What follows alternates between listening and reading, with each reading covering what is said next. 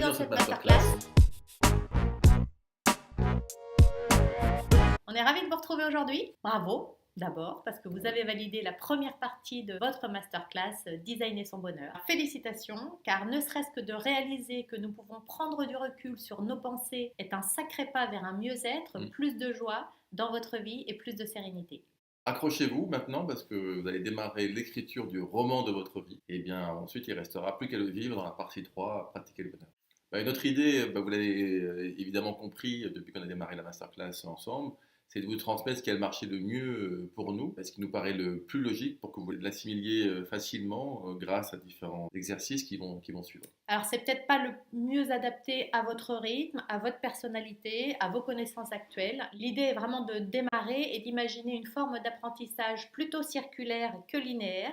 Et surtout, on en reparle dans la troisième partie qui sera vraiment la partie beaucoup plus pratique et qui s'appelle Pratiquer le bonheur. Fidèle aux 4 accords Toltec, surtout faites de votre mieux. Sentez-vous à l'aise de sauter des parties, revenir en arrière pour mieux y revenir après. C'est votre masterclass.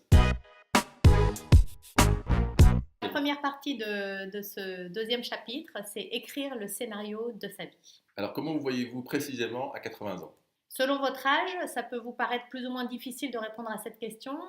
Vous l'avez parfaitement compris, c'est en fixant le cap qu'on arrive à bon port. Alors, peu importe les détours, on ne navigue pas au gré du vent, en fait. Dans la vie, c'est exactement la même chose, c'est à vous de fixer le cap. Une fois que nous avons clairement défini la personne que nous voulons être à 80 ans, le principe est de revenir progressivement en arrière, par tranche de 10 ans par exemple, à son âge actuel. Donc si j'ai défini à 80 ans la personne que je veux être, effectivement je reviens en arrière, 70, 60, 50, 40, jusqu'à mon âge actuel. Ouais, toi, c'est pas la peine de descendre à 40.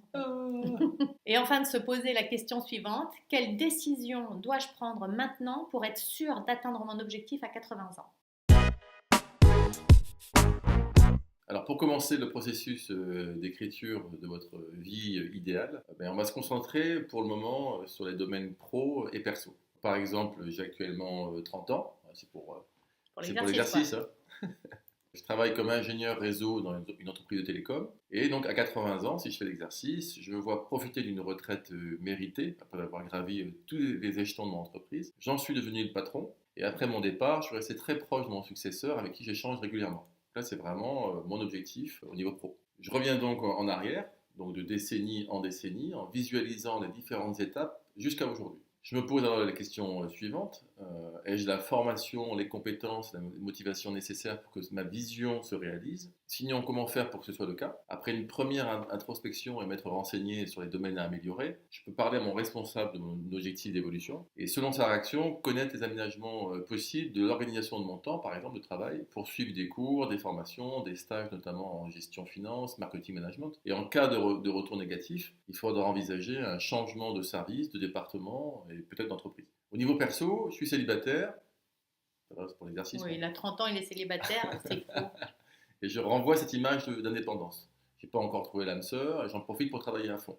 Dans 30 ans, je me vois vieillir, ou un peu plus, puisqu'on dit l'objectif 80 ans, mais déjà dans 30 ans, je me vois vieillir sereinement avec la femme de ma vie et prendre plaisir à penser à nos enfants qui sont grands et autonomes désormais. On voit bien que pour ce jeune ingénieur qui a 2 objectifs sur le long terme, ils peuvent paraître contradictoires entre une ambition professionnelle et une envie de vie personnelle équilibrée. Alors, ce n'est pas forcément le cas, mais de cette manière, déjà, on va déceler les vrais objectifs derrière ceux de façade et qui vont répondre à la question quels sont les choix de vie que je dois faire pour être heureux maintenant et à 80 ans. Alors, évidemment, l'exercice, vous pouvez le faire à tout âge, et c'est ce qu'on fait régulièrement avec Estelle, et maintenant on le partage avec nos 2 garçons. Et donc, avec la méthode qui suit, vous aboutissez à ce que Stephen Covey appelle dans les 7 habitudes de ceux qui réalisent tout ce qu'ils entreprennent, l'énoncé de mission personnelle, familiale ou d'entreprise. Nous, on préfère l'appeler le scénario de ma vie, de sa vie. Cet exercice de visualisation mentale de vos 80 ans est essentiel car il précède la création physique. Les sportifs de haut niveau l'ont compris depuis bien longtemps. Alors pourquoi pas nous ? Alors vous pouvez tester certains exercices découverts notamment dans les livres de Covey et de Neil Pasricha qui s'appelle The Happiness Equation. Oui. Bah t'as vu, c'est mieux. On vous mettra comme d'habitude les coordonnées en dessous. Là, on va vous présenter 2 exercices. La méthode de visualisation de votre enterrement ou l'annonce d'un cancer tous les mardis. Alors, c'est effectivement pas très gai, mais c'est super efficace. En tous les cas, le fil conducteur aussi, c'est ça. C'est faites de votre mieux. L'idée n'est pas de faire tous les exercices. Peut-être que vous allez apprécier un exercice, pas un autre par rapport à votre histoire personnelle. Voilà. On peut le comprendre évidemment. Donc faites ce qui vous correspond le mieux. L'idée c'est de s'y mettre et de démarrer pardon, l'écriture de votre scénario idéal de vie.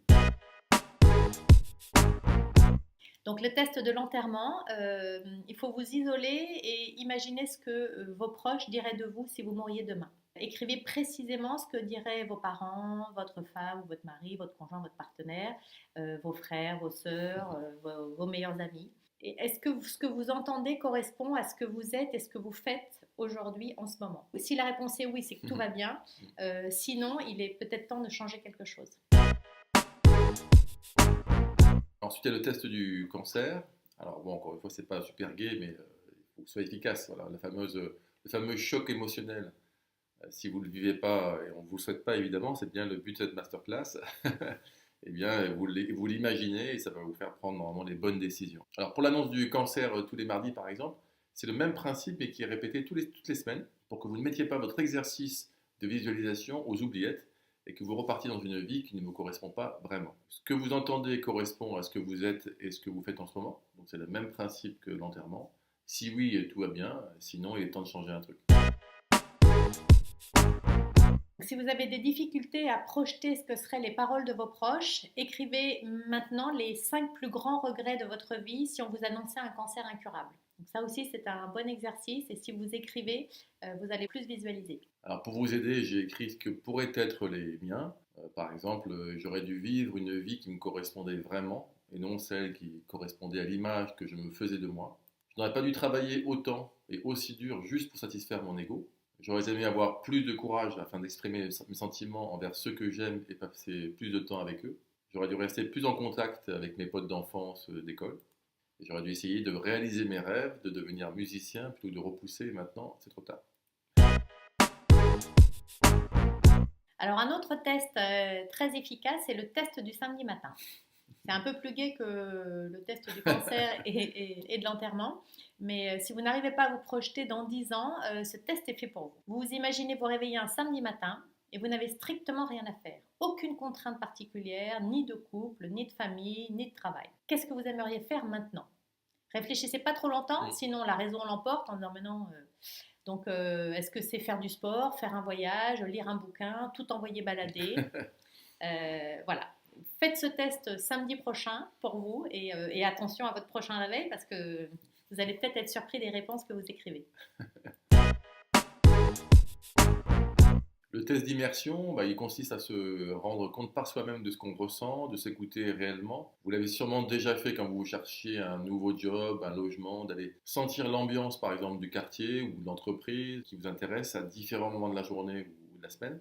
Et c'est le même principe pour toute nouvelle activité que vous imaginez qui vous plairait. Et donc pour éviter d'être déçu, vous faites un test lors de vacances ou d'un week-end. Et surtout, vous êtes à l'écoute de votre ressenti, des sensations réelles que ça vous procure. Pas de ce que vous imaginez que ça pourrait vous procurer et éventuellement d'un personnage que vous jouez en disant ouais c'est génial et puis finalement vous avez vraiment super peur quand vous le faites ou vous n'êtes pas à l'aise ou ça vous plaît pas. C'est pas grave de dire que ça vous plaît pas. Et donc voilà, c'est vraiment être à l'écoute de votre corps, qui est, on l'a dit dans le précédent chapitre, une magnifique caisse de résonance de vos émotions. Donc ressentez cette adrénaline, ces frissons, cette chair de poule, cet élan. Écoutez-vous, le corps va vous dire si vraiment ce que vous êtes en train de tester et qui ferait partie de votre scénario de vie idéal vous correspond vraiment. Ça évite d'attendre des années, la retraite par exemple, et se rendre compte que finalement on avait idéalisé quelque chose. Par exemple, moi j'ai toujours rêvé d'essayer le surf et le kitesurf, vu que j'avais pas pris le temps de le faire à Nouméa, un con, parce qu'on bossait comme des fous furieux. Et pendant notre voyage familial, tous les quatre, on a pris des cours de surf au Costa Rica, sur la péninsule de Nicoya, et au Brésil, à Tibo do Sul, également à Jericoacoara. Voilà, et à Jericoacoara, le kitesurf. Il y avait 35 nœuds de vent. C'était des conditions idéales, on était en famille, on n'avait pas que ça à faire, mais quasiment, on était là pour se former. Je n'ai pas accroché au kitesurf, peut-être parce que j'ai fait plusieurs Superman, je suis un petit peu envolé.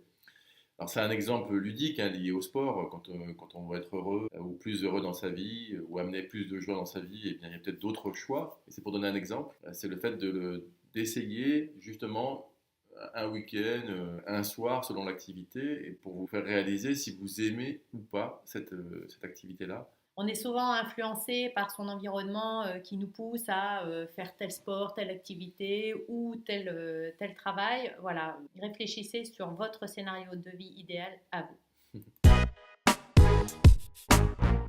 Et du coup, voilà, le test des 5 personnes, il tombe bien. Alors, le philosophe américain William James, souvent présenté comme le fondateur de la psychologie américaine, a dit: peu importe où vous êtes, ce sont vos amis qui font votre monde. Et on pourrait dire, nous, qui font votre bonheur. Donc, on en parlera juste après. On est forcément influencé par notre environnement, nos amis, etc. Et dans le best-seller aussi Connected de Nicolas Christakis et James Fowler, cette idée est reprise, allant même jusqu'à affirmer que nos amis prennent du poids, par exemple, on imagine, et nous, on en prend aussi. On va peut-être qu'on change de copain. Voilà, donc faites le test. Vous êtes normalement la moyenne des 5 personnes autour de vous. Des 5 personnes qui sont le plus proches de vous, que ce soit en intelligence, en ambition, en travail, en pratique de sport, en bonheur.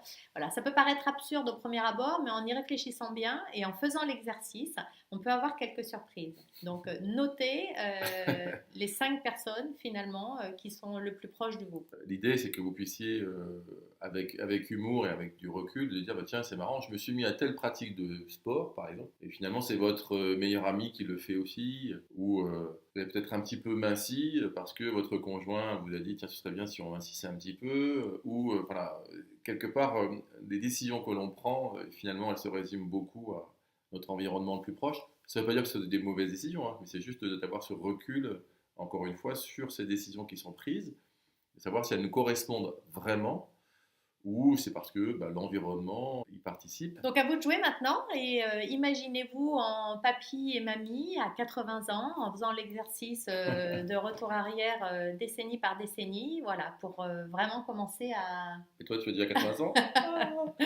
pour commencer à imaginer le scénario de votre vie. Bon ben voilà, c'était la fin de cette première partie du deuxième chapitre. Merci pour votre attention, on vous retrouve très vite pour la suite.